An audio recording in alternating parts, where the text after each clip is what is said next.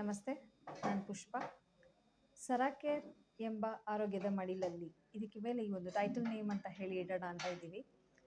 2026ನೇ ವರ್ಷ ನಮಗಾಗಿ ಬಂದಿದೆ. ಆರ್ಥಿಕ ಶುಭಾಶಯಗಳು. ಈ 2025ನೇ ವರ್ಷದಲ್ಲಿ ತುಂಬ ಮನೆಯಲ್ಲಿ ಹಾರ್ಟ್ ಅಟ್ಯಾಕ್ ಪ್ರಾಬ್ಲಮ್ಸಲ್ಲೋ, ಕಿಡ್ನಿ ಫೇಲರಲ್ಲೋ, ಡಯಾಲಿಸಿಸ್ ಟೈಮಲ್ಲೋ ಈ ಥರ ಎಷ್ಟೋ ಕಾಯಿಲೆಗಳಲ್ಲಿ ಕಷ್ಟಪಟ್ಕೊಂಡು ಅವರು ತೀರ್ಕೊಂಡಿರೋರು ಇದ್ದಾರೆ. ಇನ್ನೂ ಕಷ್ಟದಲ್ಲಿ ಆ ನೋವಿನಲ್ಲಿ ಬಳಲ್ತಿರೋರು ಇದ್ದಾರೆ.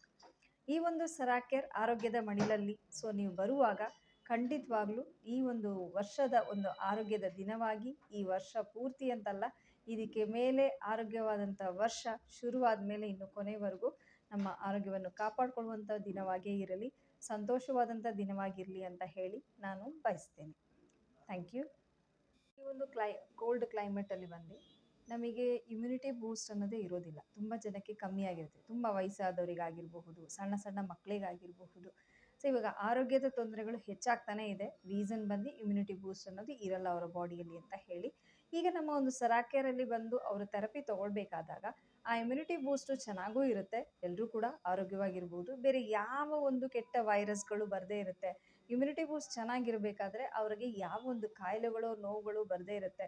ಈವನ್ ಒಬ್ರು ಕೆಮ್ಮಿದ್ರೇನೋ, ಒಬ್ರು ಸೀನಿದ್ರೇನೋ ಕೂಡ ಮಕ್ಕಳಿಗೆ ಇವಾಗೆಲ್ಲ ಬರುವಂಥ ಸಿಚುವೇಶನ್ ಜಾಸ್ತಿ ಇದೆ.